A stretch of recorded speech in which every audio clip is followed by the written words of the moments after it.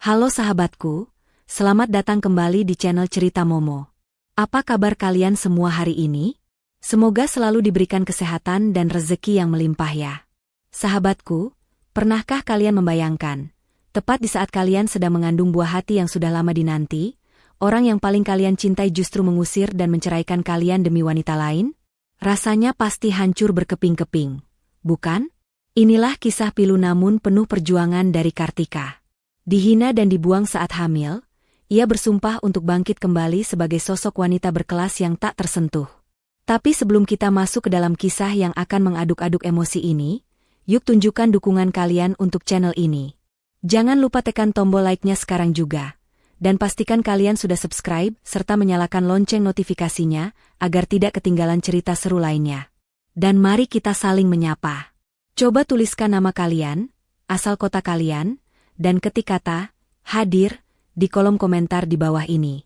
Mimin ingin tahu siapa saja sahabat setia yang sudah siap menyimak kisah ini.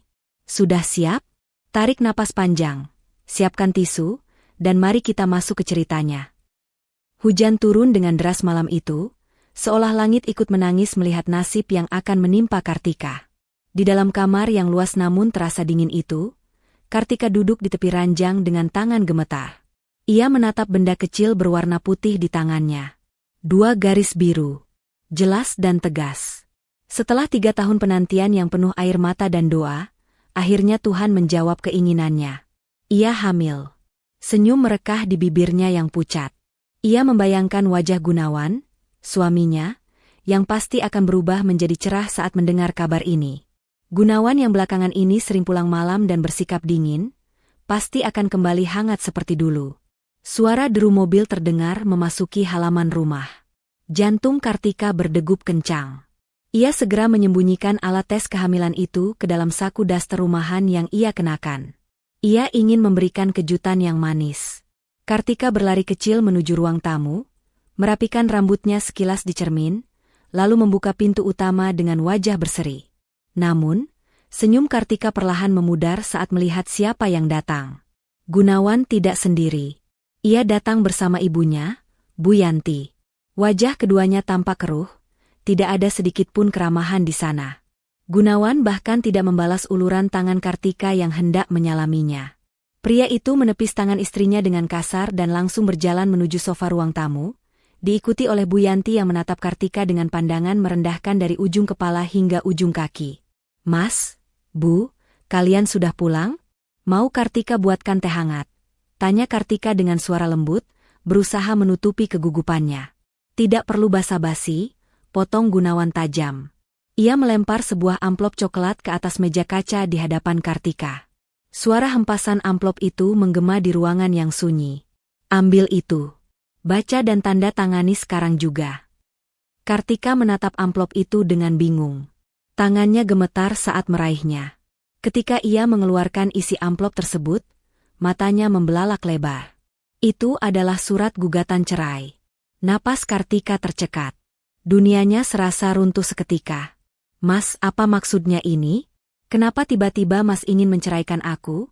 Tanya Kartika dengan air mata yang mulai menggenang. Gunawan mendengus kasar, ia menyandarkan punggungnya di sofa dengan angkuh. Tiba-tiba kamu bilang? Kartika, sadarlah. Sudah 3 tahun kita menikah, tapi kamu tidak becus memberikan aku keturunan. Rumah ini sepi seperti kuburan.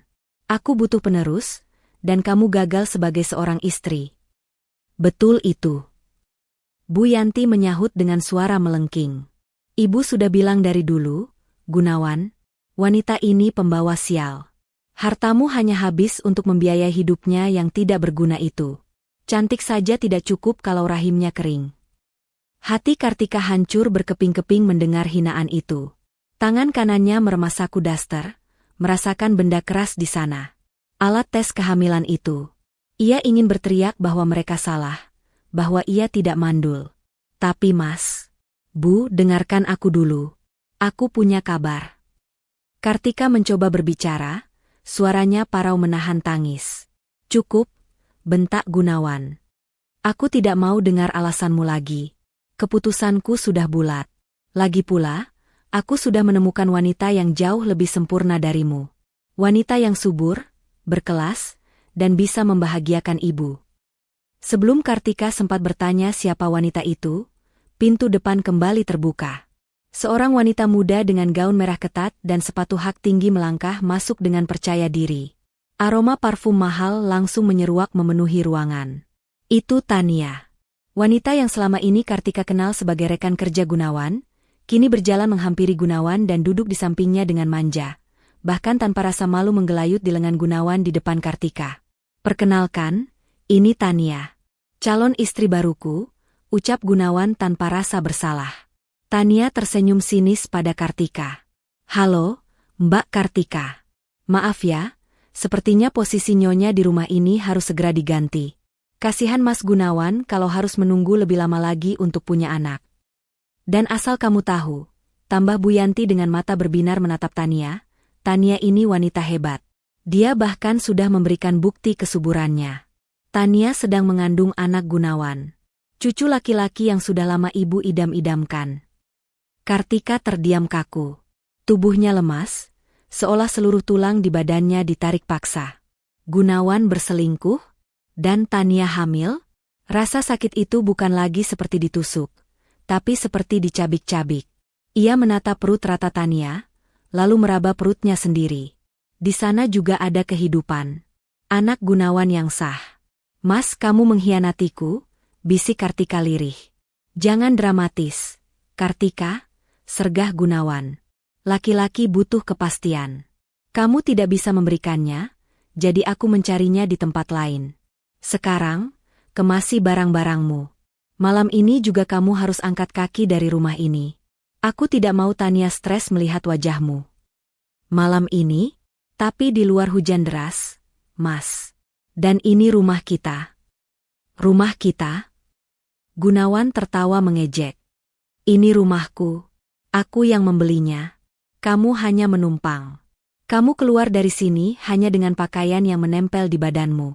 Jangan harap membawa 1 rupiah pun hartaku." Kartika menatap wajah-wajah di hadapannya. Gunawan yang kejam, Bu Yanti yang tamak, dan Tania yang tersenyum penuh kemenangan. Seketika itu juga, niat Kartika untuk memberitahu tentang kehamilannya lenyap.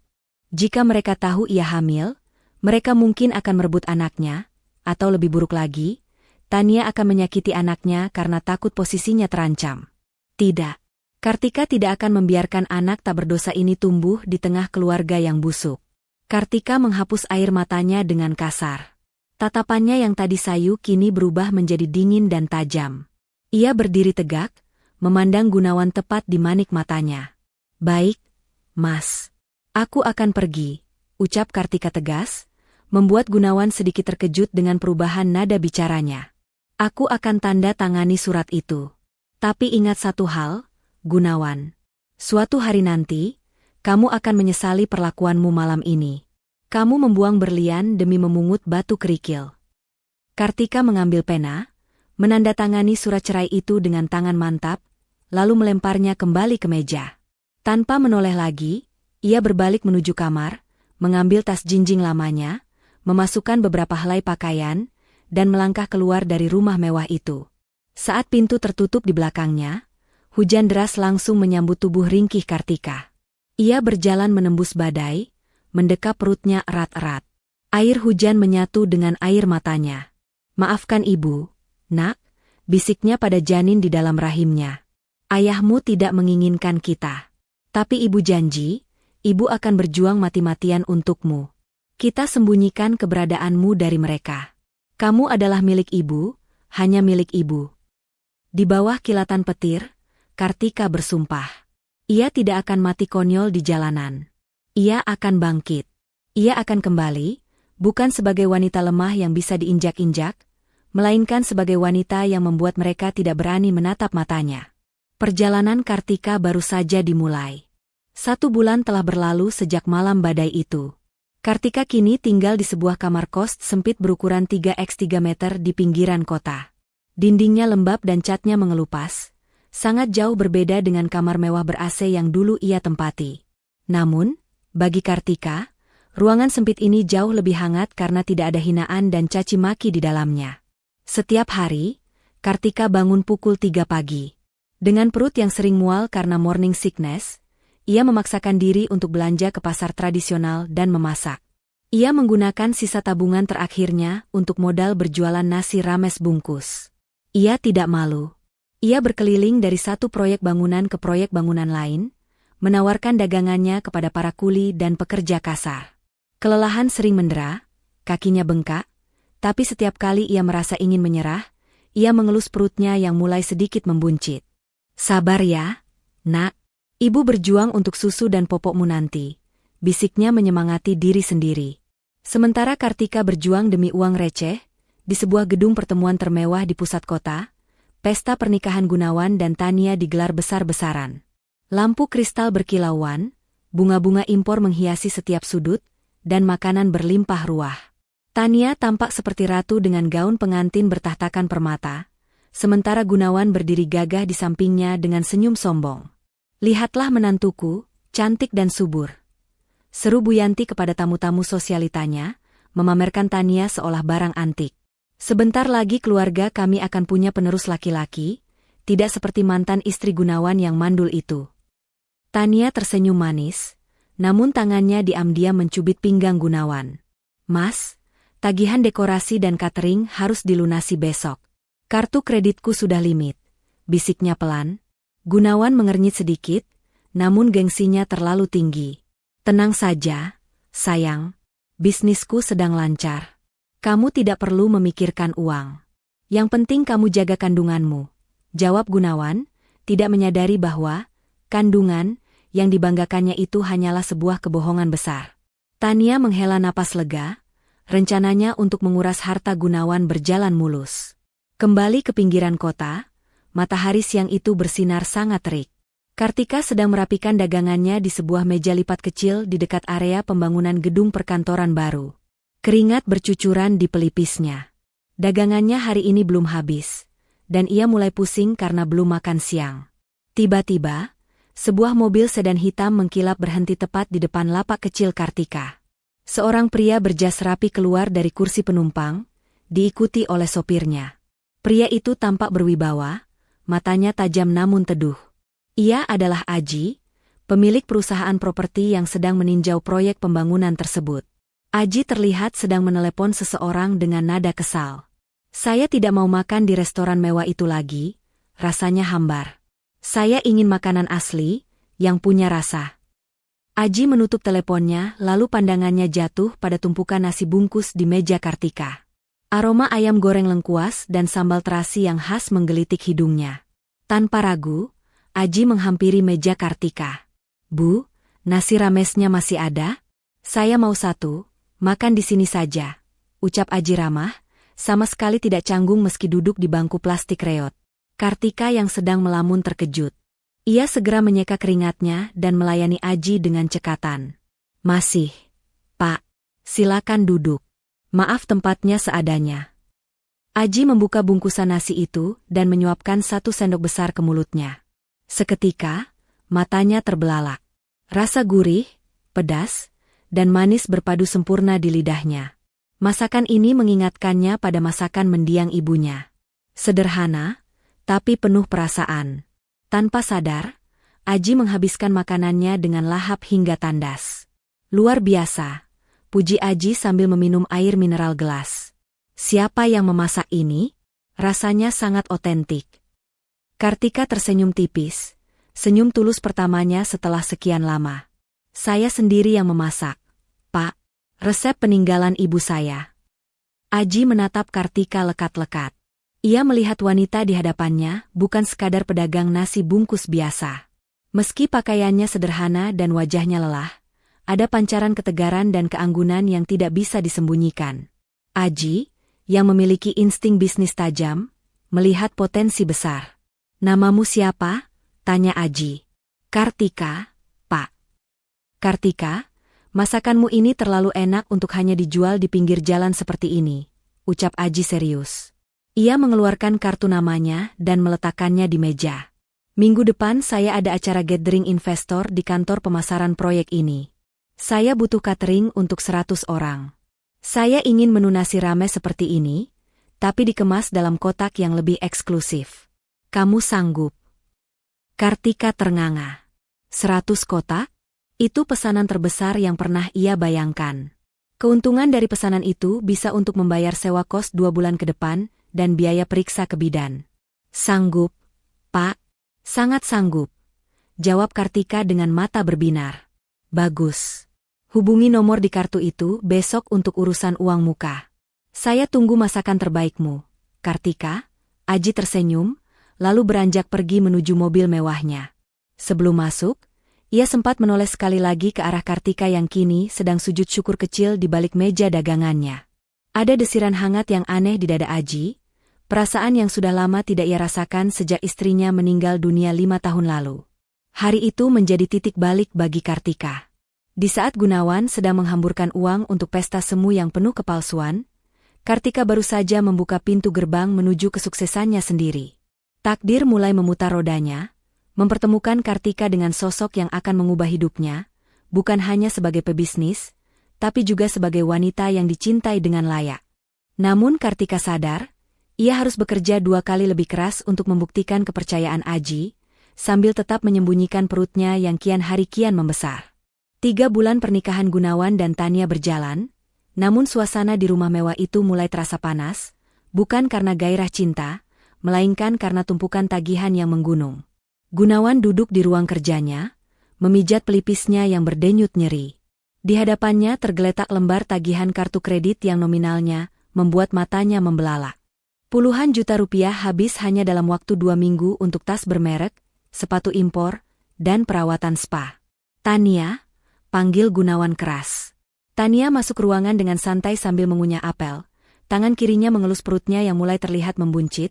Buncit yang sebenarnya hanyalah gumpalan kain dan bantalan silikon yang ia tata dengan rapi di balik gaun longgarnya. Ada apa sih, Mas? Teriak-teriak begitu, nanti anak kita kaget loh. Ucap Tania manja, menggunakan senjata ampuhnya. Lihat ini.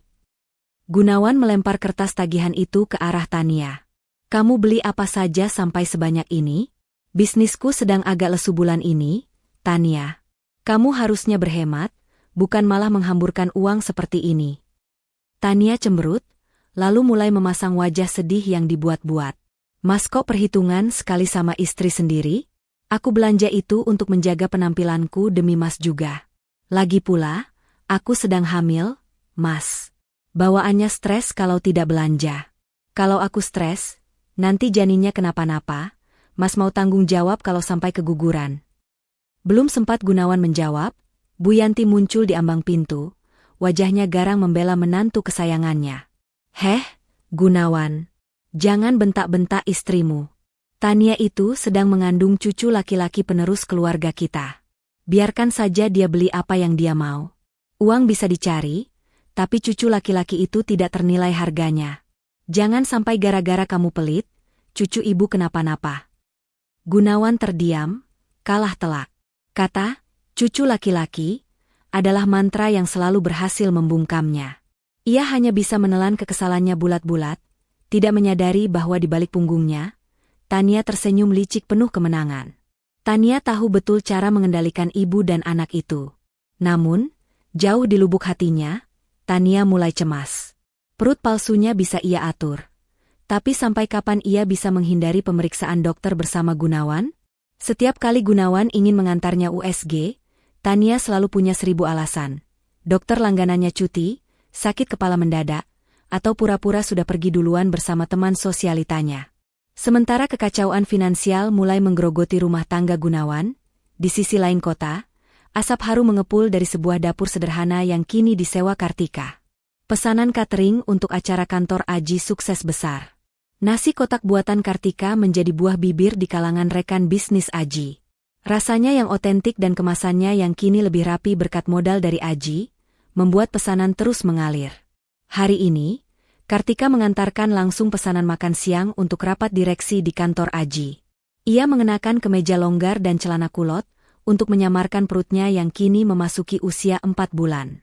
Meski lelah, wajahnya tampak lebih segar dan bercahaya, karena memiliki tujuan hidup yang jelas. Selamat siang, Pak Aji. Ini pesanan makan siangnya, sapa Kartika sopan saat masuk ke ruangan Aji. Aji yang sedang sibuk memeriksa berkas langsung mendongak dan tersenyum lebar. Ah, Bu Kartika. Tepat waktu seperti biasa. Terima kasih ya. Oh ya, silakan duduk sebentar. Kartika duduk dengan canggung. Aji beranjak dari kursi kebesarannya dan duduk di sofa berhadapan dengan Kartika. Tatapan pria itu teduh namun menyelidik. Saya perhatikan omzetmu bulan ini naik drastis. Kartika. Dapur sewaanmu itu pasti sudah terlalu sempit untuk menangani semua pesanan ini. Ucap Aji membuka pembicaraan. Iya, Pak. Alhamdulillah. Memang agak kewalahan, tapi saya masih sanggup mengerjakannya sendiri dibantu satu orang tetangga kos. Jawab Kartika merendah.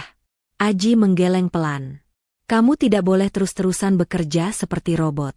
Kamu punya potensi besar. Saya punya ruko kosong di dekat pusat kuliner yang strategis.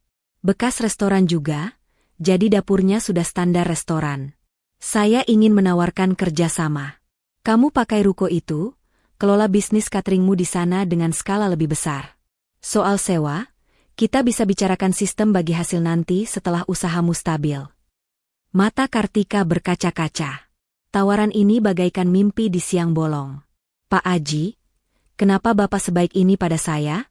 Saya hanya janda cerai yang tidak punya apa-apa. Aji menatap Kartika lekat, ada ketulusan yang mendalam di sana. Karena saya melihat ketigihan di matamu yang tidak dimiliki orang lain. Dan sejujurnya, masakanmu membuat saya merasa pulang ke rumah. Saya ingin melihatmu sukses, Kartika. Bukan karena kasihan, tapi karena kamu pantas mendapatkannya. Kartika terdiam, hatinya bergetar. Selama pernikahan dengan Gunawan, ia tidak pernah diapresiasi seperti ini. Gunawan selalu menganggap apa yang dilakukannya adalah kewajiban, tanpa nilai lebih. Tapi Aji, pria yang baru dikenalnya, justru memberinya sayap untuk terbang. Terima kasih, Pak Aji. Saya terima tawaran Bapak. Saya berjanji tidak akan mengecewakan Bapak. Ucap Kartika dengan suara bergetar menahan haru. Panggil saya Aji saja kalau tidak sedang rapat. Aji tersenyum hangat. Dan satu lagi, Kartika. Jaga kesehatanmu. Kamu terlihat sedikit pucat. Jangan memaksakan diri mengangkat beban berat. Kartika tersentak pelan. Apakah Aji tahu tentang kehamilannya? Ia buru-buru menutupi perutnya dengan tas. Saya baik-baik saja, Pak. Hanya sedikit kurang tidur. Malam harinya, perbedaan nasib semakin terlihat kontras. Gunawan pulang ke rumah dan mendapati Tania sedang membuang makanan yang baru dimasak pembantu karena alasan tidak selera, dan meminta dibelikan makanan hotel bintang 5. Gunawan menahan amarah sambil memungut makanan yang terbuang itu. Sementara itu, di kamar kosnya, Kartika sedang sujud dalam salat malamnya, menangis penuh syukur. Ia mengelus perutnya yang bergerak pelan. Nak, hari ini kita dapat rezeki besar. Om Aji baik sekali sama kita. Kelak, kamu harus jadi orang hebat dan baik hati seperti dia ya, bisik Kartika. Tanpa Kartika sadari, takdir sedang menyusun rencana besar. Kebohongan Tania yang semakin rapuh dan kejujuran Kartika yang berbuah manis akan segera bertabrakan dalam waktu dekat. Waktu terus berjalan, mendekatkan mereka pada hari pengungkapan yang akan mengguncang segalanya. 6 bulan telah berlalu sejak malam pengusiran itu, dan roda nasib berputar lebih cepat dari yang dibayangkan siapapun. Kartika bukan lagi wanita kusam yang hanya berkutat di dapur sempit kos-kostan. Kini, ia berdiri tegak di depan sebuah restoran 2 lantai yang ramai pengunjung. Papan nama besar bertuliskan, Dapur Kartika, terpampang gagah di bagian depan ruko elit tersebut. Di bawah bimbingan Aji, Kartika menjelma menjadi sosok wanita pebisnis yang tangguh. Penampilannya berubah total. Tidak ada lagi daster lusuh atau wajah berminyak. Hari itu, Kartika mengenakan tunik panjang berwarna pastel berbahan sutra yang jatuh dengan indah di tubuhnya, menyamarkan perut buncitnya yang kini memasuki usia 7 bulan. Wajahnya dipoles riasan tipis yang natural, memancarkan aura keibuan yang anggun dan berkelas. Siang itu, sebuah mobil Alphard putih berhenti tepat di lobi restoran. Sopir berseragam turun dengan sigap membukakan pintu penumpang. Aji keluar lebih dulu, lalu dengan lembut mengulurkan tangannya untuk membantu Kartika turun. Pemandangan itu menarik perhatian banyak orang, termasuk seorang pria yang sedang terjebak macet di seberang jalan dengan mobil sedan yang mulai terlihat kusam karena jarang dicuci. Pria itu adalah Gunawan. Gunawan menyipitkan matanya, mencoba menembus kaca mobilnya yang sedikit berdebu. Jantungnya seakan berhenti berdetak saat melihat wanita yang turun dari mobil mewah itu. Sosok itu begitu familiar, namun auranya sangat asing. Wanita itu tertawa renyah saat Aji membisikkan sesuatu, sebuah tawa lepas yang sudah bertahun-tahun tidak pernah Gunawan dengar. Tidak mungkin. Gumam Gunawan, mencengkeram setir mobilnya hingga buku-buku jarinya memutih. Itu tidak mungkin Kartika. Kartika itu udik, kampungan. Wanita itu terlihat seperti istri pejabat. Gunawan mencoba menyangkal penglihatannya. Ia meyakinkan dirinya bahwa mantan istrinya pasti sedang menderita di suatu tempat, mungkin menjadi buruh cuci atau pembantu rumah tangga. Tidak mungkin wanita yang ia buang seperti sampah kini bersanding dengan pria yang jauh lebih gagah dan kaya darinya, menaiki mobil yang harganya saja 3 kali lipat dari aset Gunawan saat ini. Namun, rasa penasaran membakar dadanya. Ia ingin turun dan memastikan, tapi klakson kendaraan di belakangnya memaksanya untuk terus melaju, meninggalkan pemandangan menyakitkan itu dengan sejuta tanda tanya. Sementara itu, di dalam restoran, Aji menuntun Kartika menuju ruang kantor pribadi di lantai 2, agar Kartika bisa beristirahat. Aji meletakkan segelas susu hamil hangat di meja kerja Kartika. "Minum dulu, Bu Bos. Jangan terlalu capek mengurusi catering pernikahan untuk besok. Ingat, ada nyawa kecil yang harus dijaga," ucap Aji dengan nada perhatian yang tidak dibuat-buat. Kartika tersenyum, menyesap susu itu. Hubungan mereka selama beberapa bulan ini berjalan sangat unik. Aji tidak pernah secara gamblang menyatakan perasaannya, namun tindakannya selalu berbicara lebih keras. Ia menjaga Kartika layaknya kaca yang rapuh namun berharga. Aji tahu Kartika hamil, meski Kartika belum pernah secara lisan mengakui siapa ayah bayi itu, Aji tidak pernah bertanya. Ia menerima paket lengkap itu tanpa syarat. "Terima kasih, Mas Aji. Kalau tidak ada Mas, mungkin aku dan anak ini masih terlunta-lunta di jalanan," jawab Kartika tulus. "Kamu hebat karena dirimu sendiri, Kartika. Aku hanya membuka pintu, kamulah yang melangkah masuk dan menaklukkannya," balas Aji.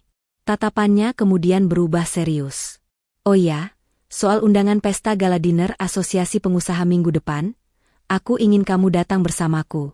Sebagai partner bisnis, dan sebagai pasanganku. Kamu siap?" Kartika tertegun.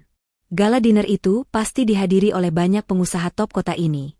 Mungkin termasuk Gunawan yang dulu sering membual tentang koneksi bisnisnya. Namun, alih-alih takut, sebuah keberanian muncul di hati Kartika. Ia bukan lagi Kartika yang dulu. "Aku siap, Mas. Aku akan datang." Berbanding terbalik dengan kesuksesan Kartika, suasana di rumah Gunawan semakin suram. Gunawan pulang dengan kepala pening, bayangan wanita mirip Kartika tadi masih menghantuinya. Begitu masuk kamar, ia berharap mendapat sambutan hangat. Namun yang ia dapati adalah Tania yang sedang berteriak-teriak di telepon, memarahi butik langganannya karena gaun yang dipesan tidak muat. "Dasar penjahit bodoh. Perutku ini sedang hamil mahal. Harusnya kalian buat ukurannya pas," bentak Tania, lalu melempar ponselnya ke kasur saat melihat Gunawan masuk. Gunawan menatap Tania dengan tatapan lelah. Perut Tania memang membesar, tapi ada yang aneh. Bentuknya kadang terlihat terlalu tinggi, kadang agak miring. Dan setiap kali Gunawan ingin menyentuhnya atau sekadar mendengarkan detak jantung bayi, Tania selalu menepis dengan alasan sensitif atau geli. "Mas, kamu melamun lagi," seru Tania, membuyarkan lamunan Gunawan. "Mana uang tambahannya? Ibu bilang dia mau arisan sosialita besok, dia butuh 5 juta lagi untuk beli tas baru biar tidak malu sama teman-temannya." 5 juta lagi? Suara Gunawan meninggi. "Tania, bulan ini omzet perusahaan turun drastis. Klien banyak yang lari. Kamu dan ibu bisanya cuma minta uang, dan uang. Kapan kalian mengerti kondisiku?" Tania melotot, lalu mulai mengeluarkan air mata buayanya. "Oh, jadi Mas mulai hitung-hitungan sama aku dan anakmu ini? Tega ya?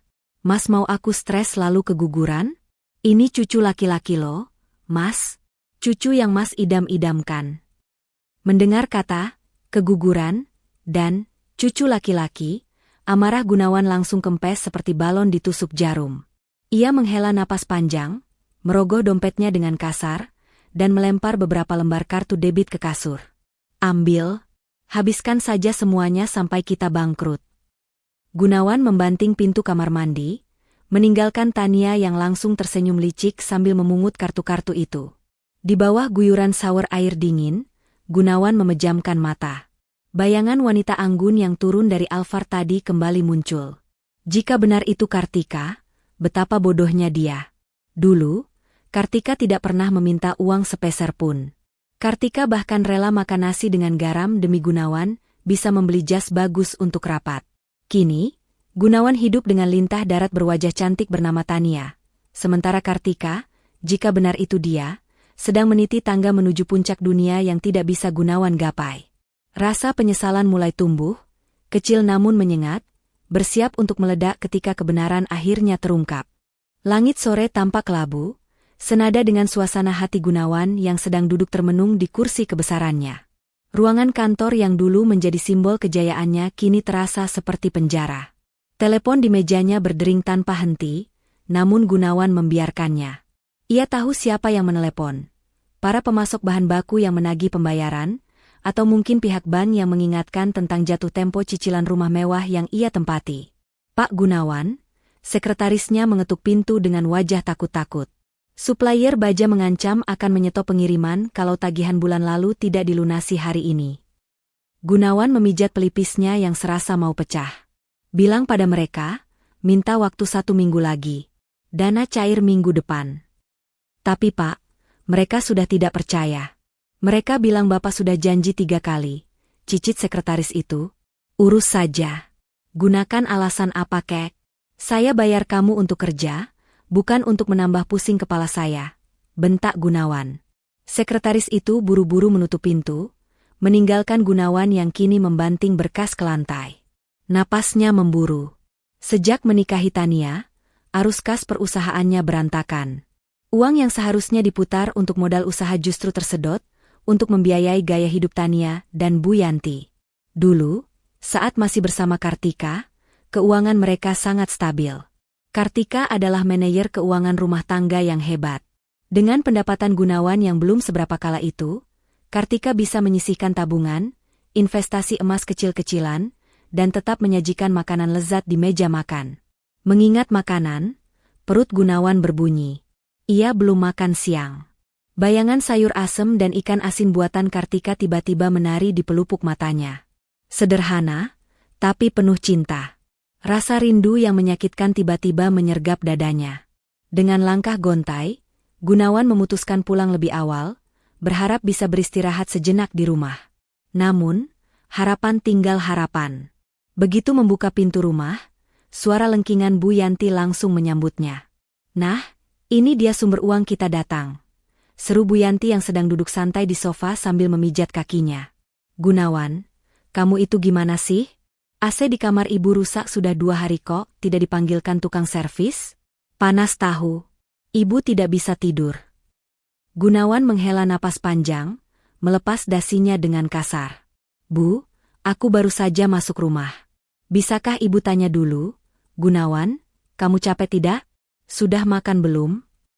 Kenapa yang pertama keluar selalu keluhan? Bu Yanti mendelik. Heh, kamu berani melawan ibu sekarang? Sejak kapan kamu jadi anak durhaka begini? Dulu waktu sama si Kartika itu kamu penurut, kenapa sekarang jadi pembangkang? Gunawan terdiam. Dulu ia penurut karena Kartika selalu menengahi, selalu menenangkan emosi ibunya, dan diam-diam menyelesaikan masalah rumah tangga tanpa membebani Gunawan. Sekarang, tidak ada lagi peredam itu. Belum sempat Gunawan duduk, Tania turun dari lantai 2 dengan wajah berseri-seri sambil menenteng 2 tas belanja besar bermerek terkenal. Mas Gunawan sudah pulang. Lihat nih, Mas, aku beli stroller bayi impor dari Eropa. Harganya cuma 25 juta, lagi diskon lo dari harga 40 juta. Murah banget kan? Celoteh Tania antusias, menyodorkan kwitansi ke wajah suaminya. Mata Gunawan membelalak melihat angka di kertas itu. Darahnya mendidih. 25 juta? Tania, kamu gila? Tagihan supplier kantor macet, listrik rumah hampir diputus, dan kamu beli kereta bayi seharga motor. Senyum di wajah Tania seketika lenyap, berganti dengan raut wajah tersinggung yang dibuat-buat. Kok Mas bentak aku sih? Ini kan demi anak kita. Mas mau cucu pewaris keluarga ini ditaruh di kereta bayi murahan yang keras dan bikin sakit punggung? Mas tegas sama darah daging Mas sendiri. Tapi tidak harus semahal ini, Tania. Kita sedang krisis, teriak Gunawan, suaranya menggema di seluruh ruangan. Tania mulai menangis meraung-raung, sebuah akting yang semakin hari semakin mahir ia mainkan. Aduh perutku sakit. Mas. Aduh. Kram. Ibu, tolong. Mas Gunawan jahat, dia bikin aku stres. Anakku. Bu Yanti langsung panik dan menghampiri Tania, lalu menatap Gunawan dengan nyalang. Lihat ulahmu. Istrimu sampai kesakitan begitu. Kalau sampai cucu ibu kenapa-napa, ibu tidak akan memaafkanmu, Gunawan. Cepat minta maaf dan bayar itu strollernya. Gunawan berdiri mematung. Kepalanya terasa pening melihat drama di hadapannya. Ia merasa terjebak. Ia ingin marah, tapi ketakutan kehilangan anak laki-laki itu menahannya. Dengan perasaan kalah yang amat sangat, Gunawan mengambil kwitansi itu dan meremasnya. Baik, aku bayar. Tapi ini terakhir kalinya kamu belanja tanpa izinku, ucap Gunawan dingin, lalu berjalan gontai menuju kamarnya. Di dalam kamar yang dingin dan sunyi, Gunawan duduk di tepi ranjang. Ia melihat ke arah meja rias yang kini penuh dengan botol parfum dan kosmetik mahal milik Tania. Dulu, meja itu hanya berisi bedak dan lipstik sederhana milik Kartika. Gunawan membuka laci meja kerjanya, mencari obat sakit kepala. Tangannya tak sengaja menyentuh sebuah buku kecil bersampul batik. Itu buku catatan pengeluaran rumah tangga yang tertinggal, tulisan tangan Kartika. Gunawan membukanya. Rapi sekali. Tanggal 1, gaji Mas Gunawan masuk. Bayar listrik, air, sisihkan untuk tabungan haji ibu, sisihkan untuk servis motor Mas Gunawan. Sisa belanja pasar, cukup, Mas Gunawan suka ayam goreng. Air mata menetes di pipi Gunawan. Ia baru menyadari betapa bodohnya ia. Ia memiliki seorang manajer keuangan, koki handal, dan istri yang penuh pengabdian bernama Kartika. Namun ia membuangnya demi parasit cantik yang kini menggerogoti hidupnya perlahan-lahan. Kartika. Bisik Gunawan lirih di kamar yang sepi itu. Kamu di mana? Aku lelah. Namun penyesalan itu tidak mengubah kenyataan. Di luar sana, Tania sedang tersenyum licik sambil mengirim pesan pada selingkuhannya. Memberitahu bahwa ia berhasil mendapatkan uang lagi dengan alasan stroller bayi. Padahal stroller itu adalah barang bekas yang ia beli murah dari temannya, dan ia markup harganya gila-gilaan. Gunawan benar-benar sedang berjalan menuju kehancuran, sementara Kartika di tempat lain sedang bersiap untuk terbang semakin tinggi. Lampu-lampu kristal di dapur Kartika, satu persatu mulai dipadamkan. Para karyawan sudah pulang setengah jam yang lalu, menyisakan keheningan yang menenangkan di restoran 2 lantai itu. Namun, di sudut ruangan dekat jendela besar yang menghadap ke jalan raya, Kartika masih duduk memeriksa laporan keuangan bulanan. Perutnya yang kini memasuki usia 8 bulan terlihat menonjol di balik gamis longgar berwarna peach yang ia kenakan. Sesekali ia meringis pelan, merasakan tendangan kecil dari sang janin yang seolah ikut bersemangat menemani ibunya bekerja. Belum pulang, Bu Bos? Suara bariton yang lembut membuat Kartika menoleh. Aji berdiri di sana, mengenakan kemeja putih yang lengan bajunya digulung sebatas siku, membawa segelas air hangat. Pria itu baru saja selesai rapat dengan klien di lantai 3 gedung sebelah, namun menyempatkan diri mampir seperti kebiasaannya setiap malam. Sebentar lagi, Mas. Tanggung, tinggal sedikit lagi, jawab Kartika sambil tersenyum menerima gelas air itu. Aji menarik kursi di hadapan Kartika, duduk dan menatap wanita itu lekat-lekat. Ada guratan lelah di wajah Kartika, namun mata wanita itu memancarkan binar kekuatan yang selalu membuat Aji kagum. Aji menghela napas pelan, seolah sedang mengumpulkan keberanian untuk sesuatu yang besar. Kartika, panggil Aji pelan namun tegas. Kartika meletakkan penanya. Ya, Mas. Aji tidak langsung menjawab. Ia merogoh saku celananya dan mengeluarkan sebuah kotak bludru kecil berwarna biru tua. Ia meletakkannya di atas meja, tepat di samping tangan Kartika yang sedang memegang gelas. Jantung Kartika seakan berhenti berdetak sesaat. Mas Aji, ini? Aku bukan pria yang pandai merangkai kata-kata manis seperti pujangga. Kartika, Aji memulai, suaranya sedikit bergetar namun tatapannya mantap mengunci manik mata Kartika. Aku sudah melihatmu di titik terendahmu, saat kamu berjuang demi sesuap nasi di pinggir jalan. Aku melihatmu bangkit, bekerja keras tanpa mengeluh, dan menjadi wanita hebat seperti sekarang. Tapi yang paling membuatku jatuh hati bukan kesuksesanmu, melainkan ketulusan dan ketangguhanmu sebagai seorang calon ibu. Aji menjeda sejenak, lalu tangannya bergerak perlahan menyentuh punggung tangan Kartika. Aku tahu masa lalumu menyakitkan. Aku tahu kamu mungkin trauma untuk memulai lagi. Tapi, izinkan aku menghapus trauma itu. Izinkan aku menjadi tempatmu bersandar saat kamu lelah. Dan yang paling penting, izinkan aku menjadi ayah untuk anak yang sedang kamu kandung itu. Air mata Kartika menetes tanpa bisa dibendung. Mas, aku ini janda. Aku sedang hamil anak orang lain. Apa kata keluargamu nanti? Apa kata dunia? Kamu pria terhormat, Mas. Kamu bisa mendapatkan gadis yang jauh lebih sempurna dariku. Aji menggeleng tegas. Bagiku, kamu sempurna. Anak itu tidak berdosa, dia anugerah Tuhan. Siapapun ayah biologisnya, itu tidak penting bagiku. Yang penting adalah siapa yang akan membesarkannya dengan cinta. Aku ingin menjadi orang itu, Kartika. Maukah kamu menikah denganku? Isak tangis Kartika pecah. Bukan tangis kesedihan, melainkan tangis haru yang melegakan dada. Selama ini ia berjuang sendirian, memasang tembok tinggi agar tidak ada lagi yang menyakitinya. Namun malam ini, Aji meruntuhkan tembok itu dengan ketulusan yang luar biasa. Dengan tangan gemetar, Kartika mengangguk pelan. Iya, Mas. Aku mau. Seminggu kemudian, sebuah pernikahan sederhana namun sakral digelar di ruang tamu rumah pribadi Aji yang asri. Tidak ada pesta pora, tidak ada ribuan tamu undangan, dan tidak ada kemewahan yang diumbar ke media sosial. Aji menepati janjinya untuk menjaga privasi Kartika demi ketenangan batin istrinya itu.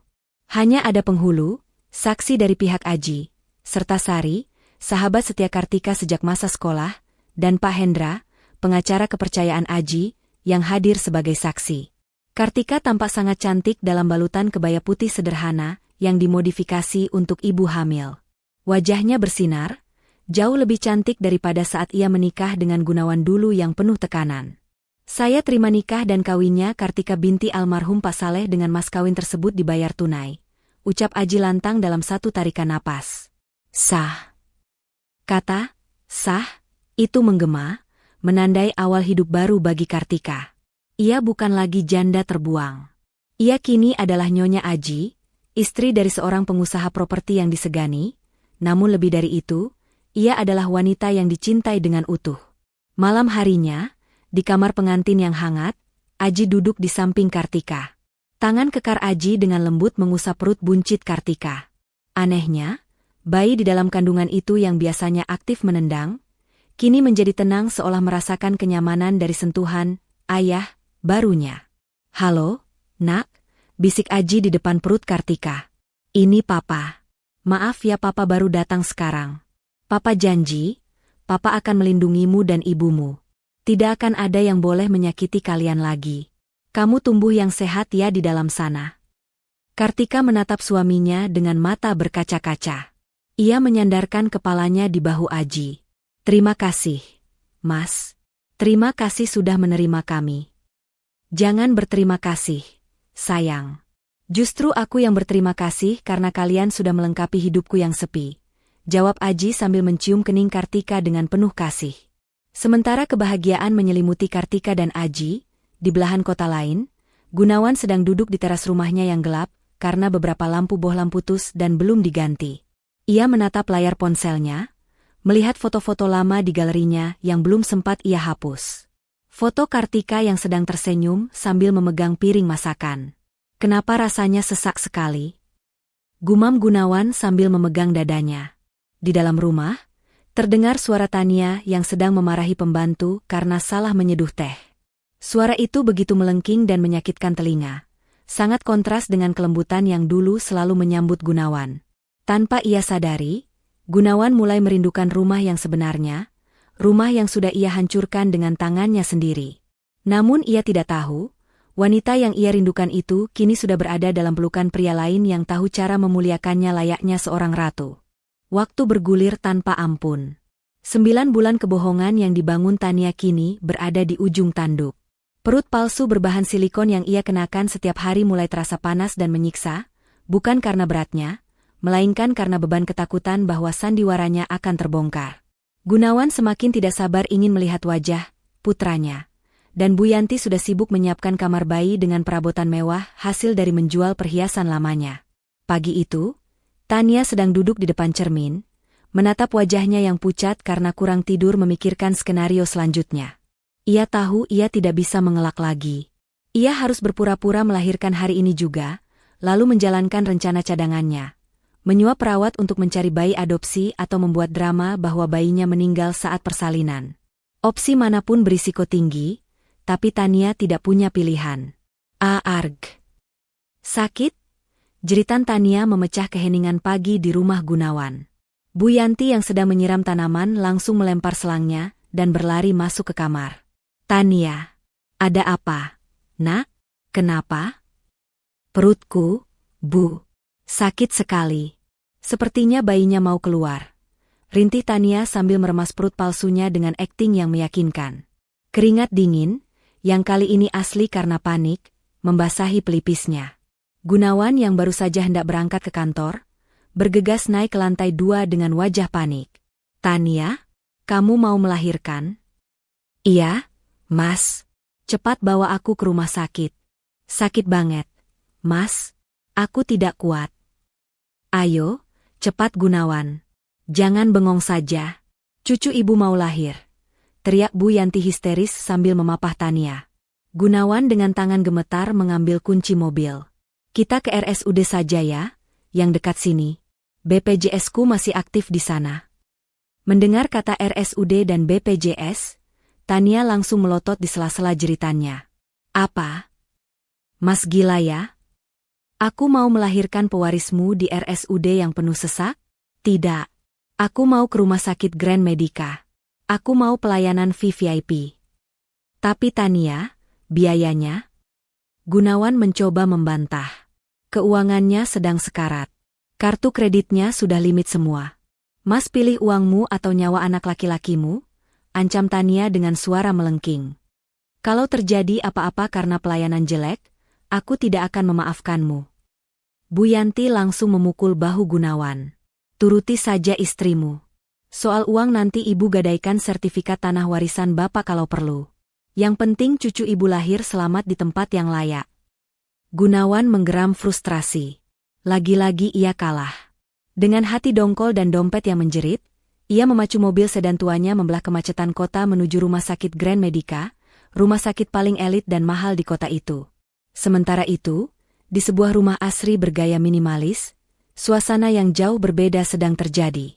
Kartika sedang menyiram bunga di taman belakang, ketika tiba-tiba ia merasakan mules yang hebat menjalar dari pinggang hingga ke perut bawahnya. Cairan hangat merembes membasahi gamisnya. Kali ini bukan kontraksi palsu. Mas Aji. Panggil Kartika, suaranya tenang namun menahan sakit. Aji yang sedang membaca koran sambil minum kopi di teras langsung meletakkan cangkirnya. Ia melihat wajah istrinya yang meringis dan genangan air di dekat kaki Kartika. Tanpa banyak bicara, Aji langsung sigap. Ia tidak panik, tidak berteriak, melainkan dengan cekatan merangkul bahu Kartika. Tarik napas, sayang. Tenang, aku di sini, ucap Aji lembut. Ia segera menuntun Kartika masuk ke dalam mobil Alphard yang joknya sudah ia lapisi alas khusus untuk persiapan hari ini. Koper berisi perlengkapan bayi yang sudah disiapkan sejak sebulan lalu langsung dimasukkan ke bagasi oleh sopir. Di dalam perjalanan, Aji menggenggam erat tangan Kartika, sesekali mengusap punggung tangan itu dan membisikkan doa-doa penenang. Sakit banget, Mas. Desis Kartika saat kontraksi datang semakin intens. Kuat ya, Bu Ratu. Anak kita sebentar lagi mau melihat dunia. Dia anak yang kuat seperti ibunya, hibur Aji. Tangan kirinya memegang setir, sementara tangan kanannya menghubungi pihak rumah sakit lewat sambungan telepon mobil. Halo, Saya Aji. Istri saya sedang dalam perjalanan. Pembukaan sepertinya sudah lengkap. Tolong siapkan tim dokter Obgyn terbaik dan kamar VVIP di lantai atas. Saya tidak mau ada kesalahan sedikit pun. Suara Aji terdengar penuh wibawa dan kekuasaan, memastikan segala sesuatunya siap menyambut kehadiran buah hati mereka. Takdir seolah sedang bermain lelucon. Mobil sedan butut Gunawan yang AC-nya mati nyala, dan mobil mewah Aji yang melaju mulus, kini mengarah ke titik koordinat yang sama. Rumah sakit Grand Medica. Tempat di mana kebenaran yang selama ini tertutup rapat akan segera terungkap di bawah sorot lampu ruang bersalin. Gunawan tiba lebih dulu. Ia memarkir mobilnya sembarangan di depan lobi IGD, membuat satpam menegurnya. Dengan wajah kusut dan penuh keringat, ia menurunkan Tania yang terus berteriak histeris, sedikit berlebihan untuk ukuran orang yang belum diperiksa pembukaannya. Perawat bergegas membawa kursi roda. Dokter. Panggil dokter spesialis. Istri saya mau melahirkan pewaris keluarga. Teriak Bu Yanti heboh, membuat pengunjung lain menoleh dengan tatapan risih.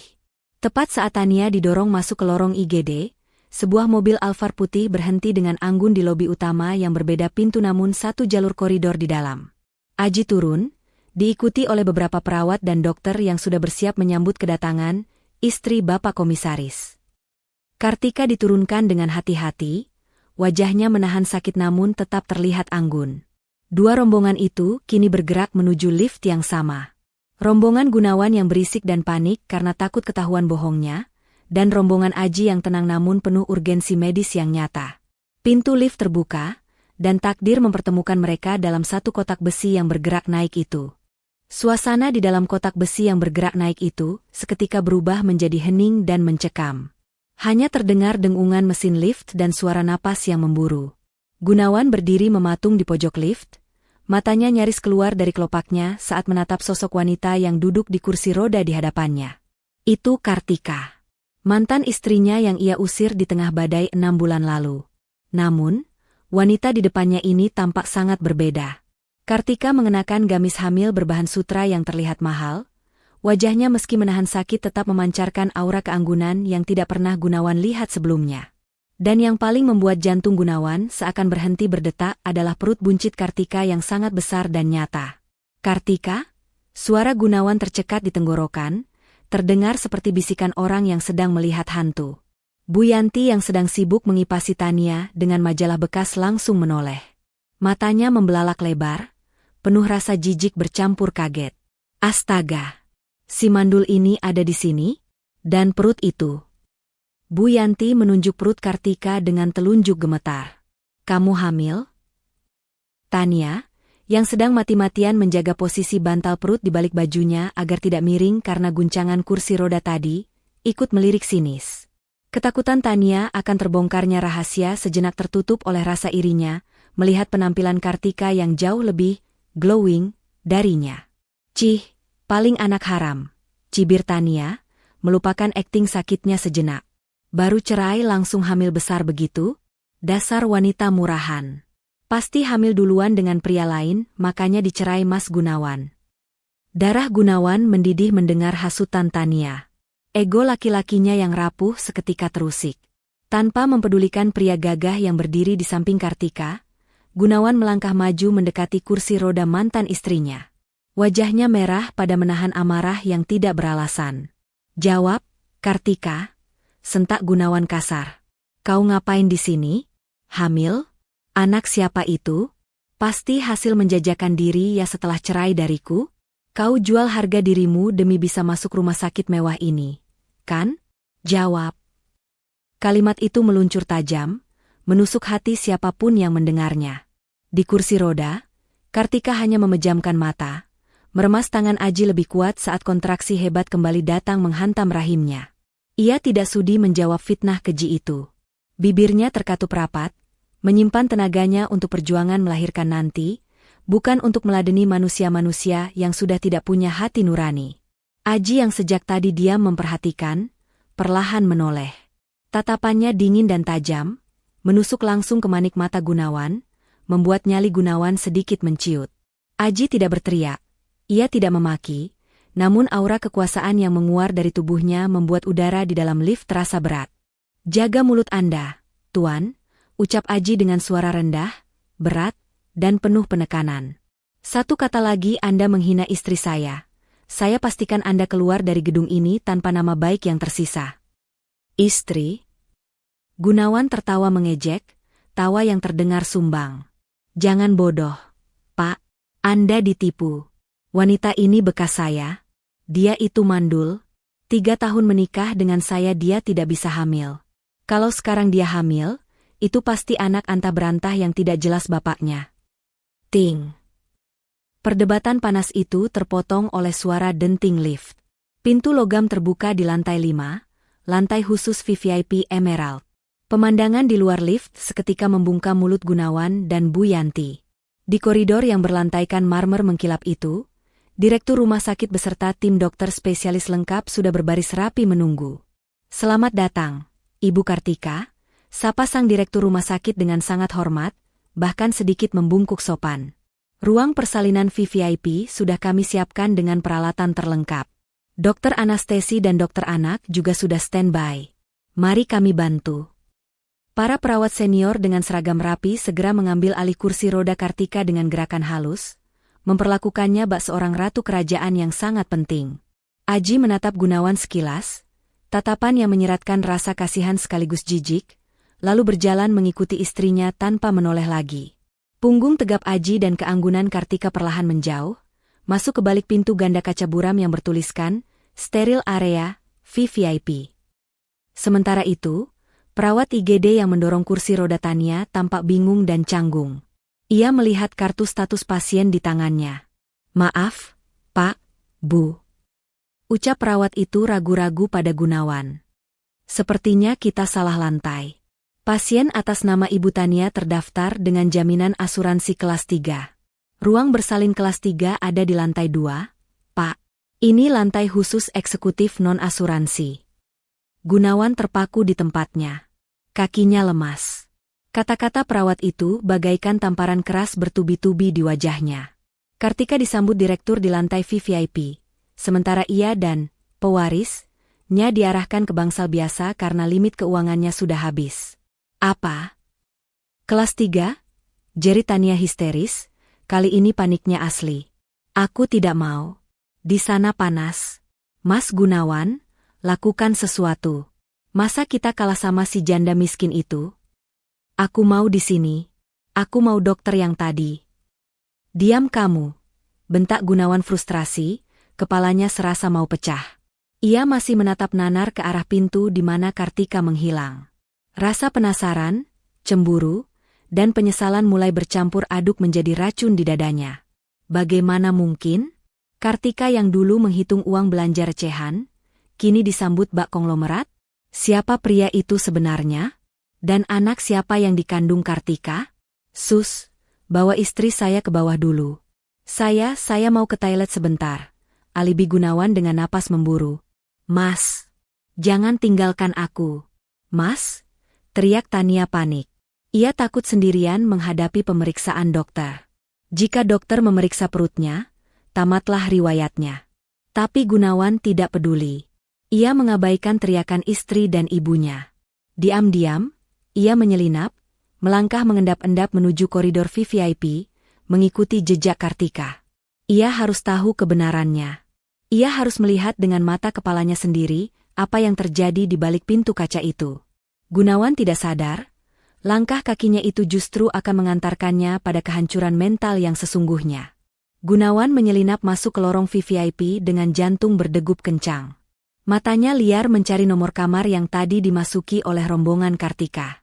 Di ujung lorong, pintu kamar nomor 1, President Suite, terlihat sedikit terbuka karena perawat baru saja keluar mengambil persediaan obat. Tanpa membuang waktu, Gunawan menerobos masuk. Pemandangan di dalam kamar itu seketika membuat nyali Gunawan menciut, namun ego dan rasa cemburunya memaksa kakinya untuk tetap melangkah. Kamar itu lebih mirip kamar hotel bintang 5 daripada kamar rumah sakit. Sofa kulit empuk, televisi layar lebar, dan buket bunga segar menghiasi ruangan. Di tengah ruangan, di atas ranjang persalinan yang canggih, Kartika sedang berbaring miring. Wajahnya basah oleh keringat dan air mata menahan sakit kontraksi yang kian memuncak.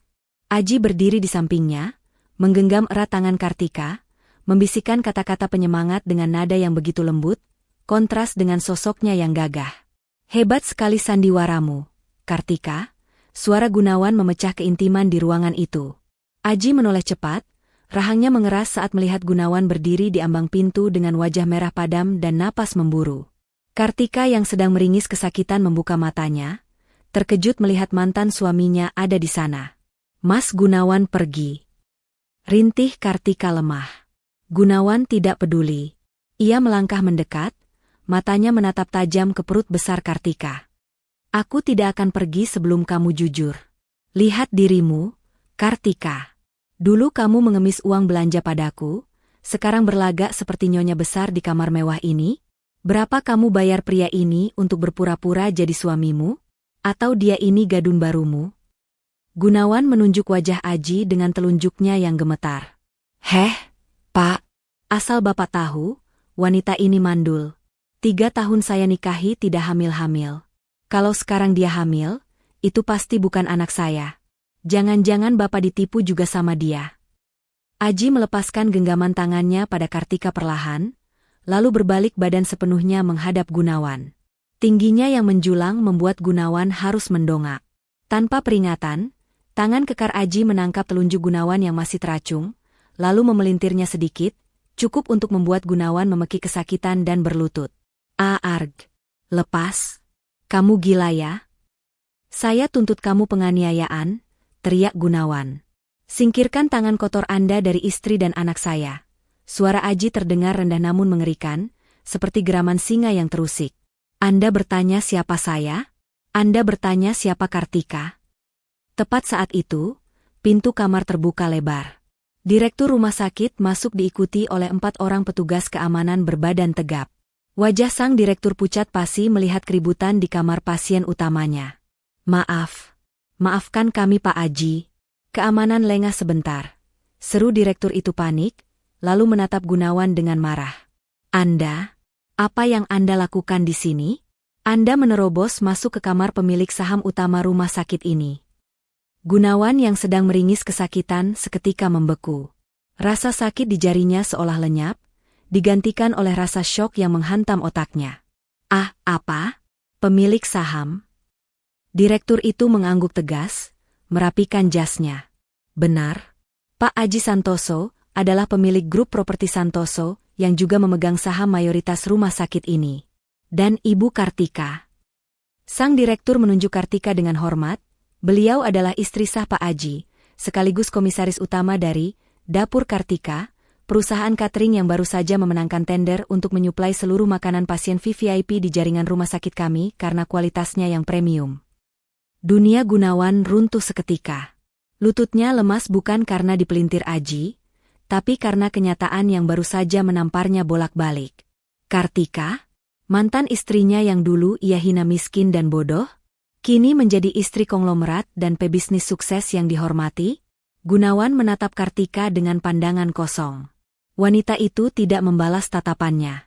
Kartika hanya fokus pada napasnya, pada bayinya, dan pada Aji, suaminya yang sebenarnya. Kartika sudah tidak lagi melihat Gunawan sebagai ancaman, melainkan hanya sebagai masa lalu yang menyedihkan. Tidak mungkin. Desis Gunawan. Ini pasti mimpi. Kartika itu cuma tukang masak. Bawa dia keluar, perintah Aji dingin pada petugas keamanan. Dan pastikan dia tidak menginjakkan kaki di lantai ini lagi. Kalau perlu, lapor polisi atas tuduhan menerobos privasi dan perbuatan tidak menyenangkan. 2 petugas keamanan langsung menyeret Gunawan yang masih linglung. Gunawan meronta, berusaha mempertahankan sisa harga dirinya yang sudah hancur lebur. Tunggu. Lepaskan saya. Saya juga punya hak di sini. Istri saya, Tania, sedang melahirkan di bawah. Dia melahirkan pewaris saya. Anak laki-laki saya, teriak Gunawan histeris saat diseret keluar pintu. Kalian lihat saja nanti. Anak saya akan lebih hebat dari anak haram itu. Namun, karma bekerja dengan cara yang misterius dan sangat cepat. Baru saja Gunawan diseret sampai ke depan lift. Seorang perawat dari lantai bawah berlari keluar dari lift dengan wajah pucat dan napas tersengal-sengal. Ia melihat Gunawan yang sedang dipegangi satpam. Pak Gunawan, Pak Gunawan, panggil perawat itu panik. Gunawan berhenti meronta. Ada apa? Anak saya sudah lahir? Laki-laki kan? Ganteng kan? Tanyanya penuh harap, satu-satunya harapan yang tersisa untuk menyelamatkan mukanya. Perawat itu menggeleng dengan wajah ketakutan. Pak, dokter di IGD marah besar. Saat kami mau melakukan pemeriksaan dalam dan memasang alat detak jantung janin. Ibu Tania menolak dan mengamuk. Akhirnya kami paksa, dan perawat itu menelan ludah, takut menyampaikan berita buruk itu. Ternyata tidak ada bayi, Pak. Apa maksudmu tidak ada bayi? Bayinya meninggal? Gunawan melotot, jantungnya serasa mau copot. Bukan, Pak, suara perawat itu bergetar. Perut Ibu Tania itu, isinya bantal silikon dan tumpukan kain. Ibu Tania tidak hamil, Pak. Dia pura-pura hamil. Hening. Lorong rumah sakit yang sibuk itu mendadak senyap bagi Gunawan. Suara detak jam dinding seolah memukul gendang telinganya. Ucapan perawat itu berdengung, berulang-ulang di kepalanya. Tidak hamil. Bantal silikon. Pura-pura. Bohong. Bisik Gunawan, suaranya parau. Kamu bohong. Benar, Pak. Sekarang Ibu Tania sedang ditahan oleh administrasi karena mencoba kabur setelah ketahuan, dan Ibu Yanti pingsan di ruang tunggu. Lanjut perawat itu. Gunawan ambruk ke lantai. Kakinya tidak lagi mampu menopang tubuhnya. Di lantai atas, di kamar mewah itu, Kartika sedang berjuang melahirkan buah hati yang nyata, anak yang dulu Gunawan tolak dan sia-siakan. Sementara di sini, ia baru saja menyadari bahwa ia telah membuang seluruh hidupnya, hartanya, dan keluarganya demi sebuah perut karet berisi angin. Kehancuran Gunawan kini telah paripurna. Ia kehilangan segalanya dalam waktu 10 menit yang mematikan. Suara tangisan bayi yang lantang memecah keheningan di ruang President Suite. Tangisan itu bagaikan nyanyian kemenangan bagi Kartika. Setelah berjuang mempertaruhkan nyawa, ia akhirnya melahirkan seorang bayi laki-laki yang sehat, tampan, dan berkulit bersih. Aji, dengan mata yang basah oleh air mata haru, menerima bayi mungil itu dari tangan dokter. Tangannya yang biasa kekar dan tegas saat memimpin perusahaan, kini gemetar lembut saat mendekap tubuh kecil yang masih merah itu. Dengan suara bergetar menahan emosi, Aji mendekatkan wajahnya ke telinga kanan sang bayi dan mengumandangkan adzan dengan sangat merdu. Kartika menatap pemandangan itu dengan hati yang meluap oleh rasa syukur. Rasa sakit pasca melahirkan seolah sirna melihat pria yang mencintainya dengan tulus kini, mendekap putranya penuh kasih sayang. Terima kasih, sayang, bisik Aji, lalu mencium kening Kartika lama sekali. Dia sempurna. Terima kasih sudah menghadirkan kebahagiaan ini. Berbanding terbalik dengan suasana surga di lantai atas, neraka dunia sedang terjadi di ruang administrasi lantai bawah. Gunawan mengamuk seperti orang gila. Ia membanting bantal silikon yang tadi dikeluarkan paksa oleh perawat dari balik baju Tania ke lantai keramik rumah sakit. Dasar wanita ular. Kamu tipu aku. Kamu tipu ibuku. Teriak Gunawan di depan wajah Tania yang kini terpojok ketakutan, riasan wajahnya luntur berantakan oleh air mata dan keringat. Habisnya mas pelit. Tania membalas tak mau kalah, sifat aslinya yang matre akhirnya keluar tanpa topeng. Kalau aku tidak pura-pura hamil, mas tidak akan mau belikan aku tas, sepatu, dan perhiasan itu kan? Mas itu bodoh. Gampang banget dibohongi cuma karena obsesi punya anak laki-laki. Kurang ajar.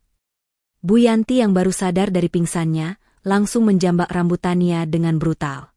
Kembalikan uangku. Kembalikan emas-emasku yang kugadaikan buat kamar bayi palsumu itu. Dasar penipu. Keributan memalukan itu membuat petugas keamanan terpaksa menyeret mereka bertiga keluar dari lobi rumah sakit, karena mengganggu kenyamanan pasien lain. Di pelataran parkir yang panas menyengat, Gunawan jatuh terduduk di aspal. Tatapannya kosong. Ia baru saja kehilangan istri yang tulus dan setia bernama Kartika. Ia kehilangan calon anak kandungnya yang ternyata laki-laki, bayi yang baru saja lahir di lantai atas. Dan kini, ia sadar hartanya habis dikuras oleh penipu bernama Tania. Rasa penyesalan yang teramat sangat menusuk dadanya hingga sesak. Lebih sakit daripada serangan jantung. Bayangan wajah Kartika yang anggun dan perut besarnya tadi menghantuinya. Itu darah dagingnya. Itu anaknya. Dengan sisa tenaga dan kewarasan yang ada, Gunawan mencoba berlari kembali ke arah lobi. Ia ingin bersujud di kaki Kartika. Ia ingin melihat wajah anaknya walau hanya sedetik. Minggir. Saya mau ketemu istri saya. Saya mau lihat anak saya, racau Gunawan saat dihadang di pintu masuk. Namun, langkahnya terhenti tembok manusia. Pak Hendra, pengacara Aji, berdiri tegap menghalangi pintu masuk lobi VVIP bersama 4 petugas keamanan bertubuh besar. Pak Hendra menatap Gunawan dengan tatapan dingin, lalu menyodorkan sebuah map merah. Tanda tangani ini, Pak Gunawan. Surat pernyataan bahwa Anda tidak akan pernah mendekati klien saya, Ibu Kartika, dan putranya dalam radius 100 meter. Ingat surat cerai yang Anda buat sendiri 6 bulan lalu? Di sana tertulis Anda menuduh Ibu Kartika mandul dan Anda tidak menginginkan hak asuh anak apapun darinya. Secara hukum, Anda adalah orang asing bagi bayi itu.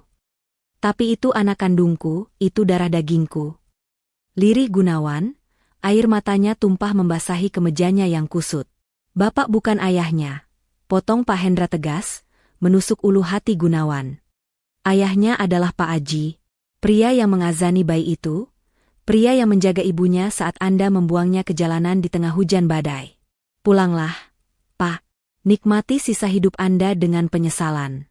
Itu hukuman penjara seumur hidup yang paling pantas untuk Anda. Gunawan terpaku. Ia mendongak ke atas, ke jendela kaca besar di lantai 5 gedung rumah sakit itu. Dari kejauhan, ia melihat siluet Aji yang sedang menggendong bayi di dekat jendela, dan Kartika yang tersenyum bahagia di sampingnya. Pemandangan keluarga kecil yang sempurna itu begitu dekat di mata, namun tak akan pernah bisa ia sentuh lagi selamanya. Gunawan berbalik, melangkah gontai meninggalkan rumah sakit dengan jiwa yang mati, diiringi teriakan Bu Yanti dan Tania yang masih saling menyalahkan di parkiran. Ia kalah. Benar-benar kalah telak. Di dalam kamar VVIP yang sejuk, Kartika menatap putranya yang tertidur lelap dalam dekapan Aji. Ia tidak lagi memikirkan dendam pada Gunawan. Melihat kehancuran Gunawan tidak memberinya kepuasan, karena kebahagiaan terbesarnya adalah kedamaian yang ia miliki sekarang. Selamat datang di dunia, nak, bisik Kartika dalam hati. Kita aman sekarang. Masa lalu sudah tertutup rapat. Kartika tersenyum, menyadari bahwa ia telah memenangkan pertarungan hidup ini. Bukan dengan membalas kejahatan dengan amarah, tapi dengan menjadi bahagia, sukses, dan dicintai dengan layak. Ia telah kembali, bukan sebagai janda yang terbuang, melainkan sebagai nyonya besar yang tak tersentuh, ratu di istana kebahagiaannya sendiri.